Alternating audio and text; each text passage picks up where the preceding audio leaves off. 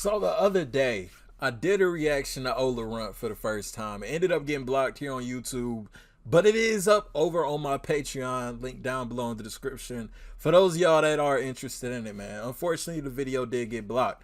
Now, I wanted to know the backstory between Playboi Carti and Ola Runt, so that brings us to this video right here. Playboi Carti versus Ola Runt, the war in Atlanta. What is good, YouTube? Welcome back to MANIACITV, man. We jumping right into this, man. Carti is on a run right now. Album is on the way. Ola Runt just came back home. I don't know what it's looking like in Atlanta right now. Is one of the hottest rappers in the game, but even rap stars get into problems, and for the past few years, Carti's been beefing with another Atlanta rapper named Ola Runt.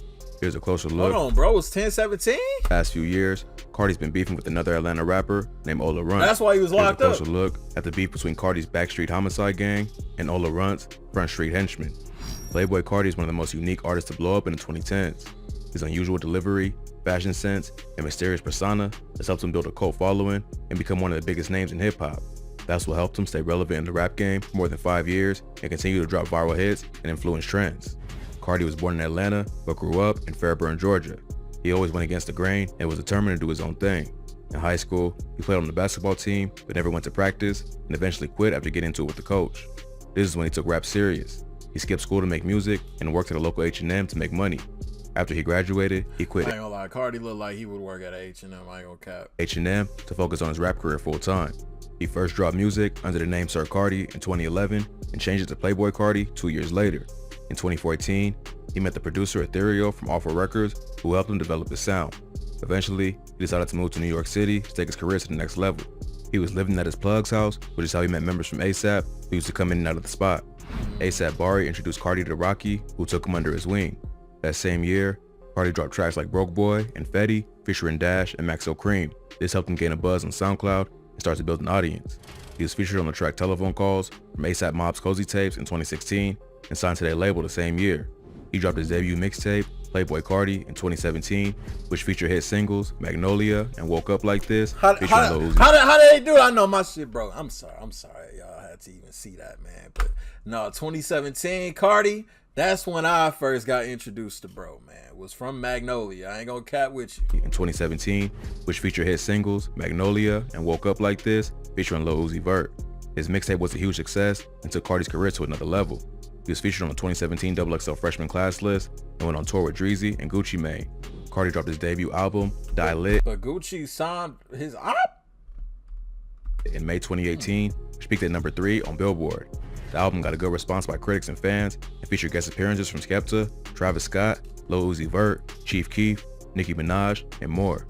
A few months after dropping the project, Carti announced his next album, Whole Lotta Red. The album's title was a clear reference to Carti's affiliation with the Bloods, specifically Backstreet Homicide. Carti never portrayed himself as a real street rapper and wasn't from any gang growing up, but coming up in Atlanta, he was affiliated with plenty of other rappers and friends who were. Over the next few years, Carti would get involved in a beef between Backstreet Homicide and the Front Street Henchmen, a gang tied to another rapper named Ola Runt. Ola Runt is a rapper from Zone 6, the same hood as Gucci Mane. Ola had a rough upbringing and was in and out of juvie as a teen. At 16, he got hit with 5 years for armed robberies and breaking into cars. While locked up, he started writing raps. When he got out in 2018, at 21 years old, he decided to take his music to the next level. He built. Hold on. Hold on. When he got out in 2018, at 21 years old, he decided to. This is a young man? I ain't gonna cap. I thought bro was up. I thought he was unk. I thought he was my age. I thought bro was touching 30. Bro, why this nigga look like this? Bro, this is a okay. All right. So okay. To take his music to the next level. He built a buzz in 2019 with the track Brazy Story, which was a spin-off of the King Von track Crazy Story. Okay. The same year, he dropped the track Feel Like Guwap, which was a tribute to his fellow Zone 6 mentor, Gucci Mane. The song got Gucci's attention, and he hopped on a remix of the song the following year. Gucci tried to sign Ola to his 1017 roster, but Ola was already signed to Cinematic Music Group after being noticed by an A&R from the label in January 2020. Gucci tried to buy him out of his contract and even put him on the new 1017 roster. But the deal fell through, and Ola decided to stay with Cinematic. He said he didn't want to sign until the paperwork made sense, and that Gucci sent him a 1017 chain before even meeting him, so he just went his own way. Around this time, Ola got into a beef with another Atlanta legend named Big Bank, which eventually led to his problems with Carti. Big Bank is well known in the Atlanta rap scene.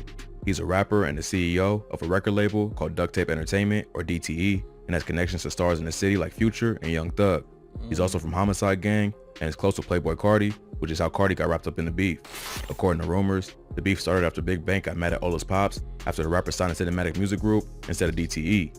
Ola's dad was an OG from Front Street Henchmen and was known around the city. He was the one who encouraged his son to rap and set up a studio for him in their basement. Big Bank says the beef started because Ola wanted a feature from him and he didn't want to do it. But however it started, Ola dissed Big Bank on the track Mob Father. On the song he raps, "You ain't it. Heard you got Big Bank, turn him to a lick. How the f you a dope boy if you ain't sold shit? Moved to the 3, got ran out the 6. Damn, these they been faking too long." Wow. In the chorus of the song, he also raps, "Snatch up your love and make the Godfather gon' call the cops." Ola got arrested in the parking lot of Lenox Mall. In a video of the arrest, the rapper can be heard calling Big Bank a rat and claims he snitched on him. Tell you folks back a rat, man. All these niggas ain't telling on me, man. All y'all rats, man. Keep my name out your mouth, man. All y'all rats. Big Bank is also known as Just typical Lenox Mall activities, man. So as he's getting arrested, calling out Big Bank by name in handcuffs. This is crazy. Name out your mouth, man. All y'all rats. Big Bank is also known as the Godfather of Atlanta, so that bars a shot at the DTE CEO. Big Bank went on Instagram Live and dissed both Ola and his dad, claiming they was broke and showed old pictures of them together. He also said that Ola's pops once asked him to borrow his clothes to go to his son's graduation. Wow. I guess this little had a graduation or something. His dad didn't want to wear my clothes. But he the same want to come diss a man. Yeah, see, bro, this is why if I'm going through it, bro, I'm not going to nobody, because this shit, it always come full circle. It always come full. Oh, you remember that one time, nigga, you needed a shirt, nigga. You needed some drawers, and you ain't washed your drawers in about 4 days. You needed some drawers. I'll never forget that. Yeah, this is why I'm cool. I'll wear the stinking ass drawers, nigga. I'll wear the stinking ass drawers all, nigga. I don't care, bro. I ain't going to niggas for nothing. Because as soon as you fall out with somebody, bro, they right on live in front of 1,400 people telling niggas you ain't had nothing to wear to your son's graduation. That's dirty work, man. I ain't gonna cat with you. That's crazy. Or something. His dad didn't want to wear my clothes. But he the same want to come diss a man. Look at these shit, both of them, look. Wow. Ola responded with his own live, where he went at Big Bank and his artist, Problem Child 5. He claimed he had Walmart money on him, and they was just mad because he was an independent CEO who ain't need a big homie telling him what to do. In June 2020, a homicide affiliate named Big Sosa was murdered. Problem Child was with him that day and posted about his death on Instagram. He also raps about Sosa's death on a song, A Letter to Big Sosa, where he talks about how the murder impacted his outlook on life. It's not clear who killed Sosa, but there's rumors that he was chipped over a dice game gone wrong. But members of the Front Street Henchmen, including Ola Runt and his homie 24 Left Eye, got on social media to mock his death. All the dissing eventually came back around, and him and 24 Left Eye got shot at several times for disrespecting Sosa. He caught a couple rounds and was sent to the hospital, but later recovered. A homicide affiliate, M Lil 1 DTE, later took credit for the shooting in an IG live session with Problem Child. So the war was heating. He took credit for it on IG Live. He later took credit for the shooting in an IG live session with Problem Child. So the war was heating up and blood was being spilled on both sides. Sosa's death also had a major impact on Carti. They was close friends, and some sources say that they was even blood cousins. So when he dropped his highly anticipated second studio album, Whole Lotta Red, in December 2020, he decided to take shots at Ola Runt and the rest of the Front Street Henchmen to get payback. On the song Stop Breathing, Carti raps, "Ever since my brother died, ever since my brother died, I've been thinking about homicide, I've been thinking about homicide." This bar is a direct reference to Big Sosa and his crew. He then raps, "Free Lil Tip, free Migo Bliff, free all my guys, free Problem Child. I've been with Lil Demon and Lil Brino and R5." Shouting out multiple Atlanta rappers from Homicide. He also raps, "Riding in the tank on 285 on the way to Front Street. Who say we ain't outside, smoking on the henchmen, got a fried.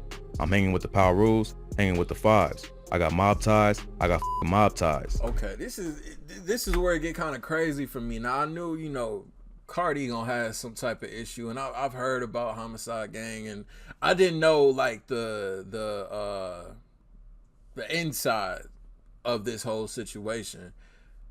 I'm thinking, Playboi Carti's bro a rock star. He a rock star. He still live in Atlanta. He mingled through Atlanta, but I ain't know it was like this serious for him though.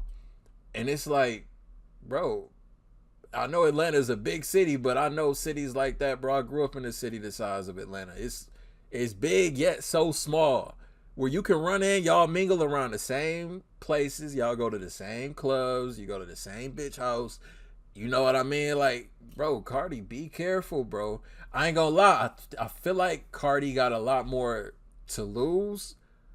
And not to take anything away from Ola Runt, but Ola Runt, just looking at him, bro, he look like a grimy nigga, bro. You like he hang with some grimy niggas, man. I'm not even gonna cap with you. Not saying that Cardi can't hold his own, but Cardi's in a different tax brackets. Cardi's at a different status right now to where it's like, you know what I mean? I don't know. I feel like, bro, Cardi just, you know, you got to move a little different now. And, you know, bodies dropping behind this, you know, that's how I know it's like real smoke when bodies drop, bro. It's different. It's always different, you know, when it comes down to like beefing and stuff. It's all dependent on like if anybody dies in it. That's what I'm trying to say. That sounded crazy. It took too long to say that. But 285 on the way to Front Street. Who say we ain't outside? Smoking on the henchman. Got a fried. I'm hanging with the power rules. Hanging with the fives. I got mob ties. I got mob ties. The 285 is a major highway in Georgia that goes through Atlanta. So Cardi's making his ties to the Bloods well known and also confirms his beef with the Front Street henchman. He finishes off the diss by rapping, I got in chain gang on my side. I got in chain gang on my side. I had the shank Ola for a pie. For a pie? You gotta shank this man for a pie? Oh, this is crazy. In chain gang on my side. I had the shank Ola for a pie. He claiming it too. Shank Ola for a pie. So it sounds like Cardi's taking credit for having his boy stab Ola while he was in prison. That's a pretty bold claim to make, especially for one of the biggest rappers in the game. That's what I'm saying. But then again, they was taking shots at one of Cardi's dead homies. This is the moment. And that's what I'm saying. It's like, yeah, I see one end of it. It's like, all right, you know, you a superstar. You shouldn't be saying a lot. But then again, at the same time, you from where you from. They disrespecting your people. I can't get mad at Cardi for throwing shots either, though. Because it's like, man, they threw shots at us. We got to throw them right back. You know what I mean? I don't know, man. That's crazy. Beef between Cardi and Ola first got exposed to the public. The henchmen responded with diss tracks of their own. A rapper from the Front Street Henchmen named Benji Bluebills dropped a Stop Breathing remix called Stop Bleeding, Cardi diss. On the song, he raps, yo homie killed your homie, I guess you ain't know. Suggesting that Problem Child backdoor Sosa because he was with him that day. He also raps, you ain't really tapped into these streets, so just cool out, little bro. Warning Cardi that there's a lot more going on in the streets that he ain't know about. He also so is the people that Cardi's getting into it are these Crips or like I don't know, are these also Bloods or like what do they bang? Because I know Cardi's with the Fives, so who is Ola out, little bro? Warning Cardi that there's a lot more going on in the streets that he ain't know about. He also denies that Ola got shanked and says that Cardi is all cap.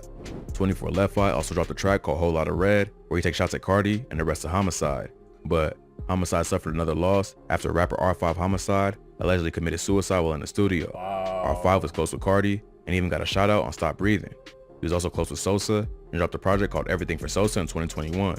At the time of his death, R5 had been making waves in the industry after dropping a video for his track Lionheart, which racked up hundreds of thousands of views on YouTube. But it seems like the pressures and losses that come with the street life eventually caught up to him. The Henchman gang would use this as a way to get back at their ops. After R5's passing, 24 Left Eye and Benji Bluebills previewed a diss song called Red Dot 5, R5 diss, on IG Live, mocking the dead rapper. Since then, there ain't been much activity on either side.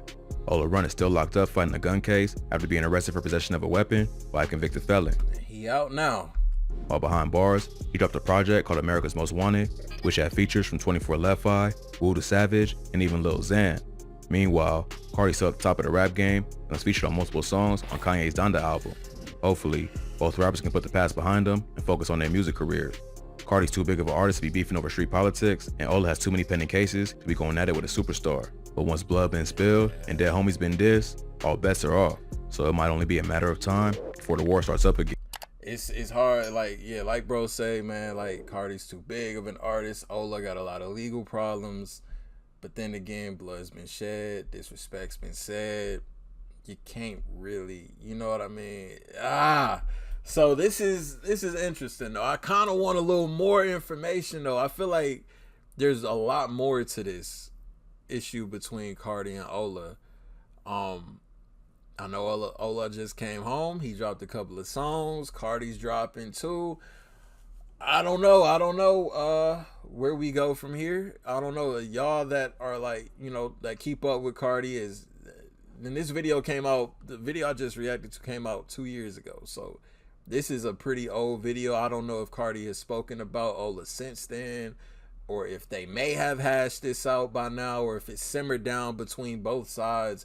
But I do remember the whole rumor that got brought up that the feds, or that I don't know if it's the feds or the state, was looking at both Homicide Gang as well as Ola Runt's side as well. I don't know how true that was, man, but y'all let me know what y'all think about it, man. Playboi Carti versus Ola Runt, the war in Atlanta. Link down below in the description for y'all to check this video out in its entirety with no interruptions. Y'all new to the channel, y'all rock with me. Hit that subscribe button for me. And until the next video, I'll see y'all then. Thank you for watching MANIACITV. I'm out.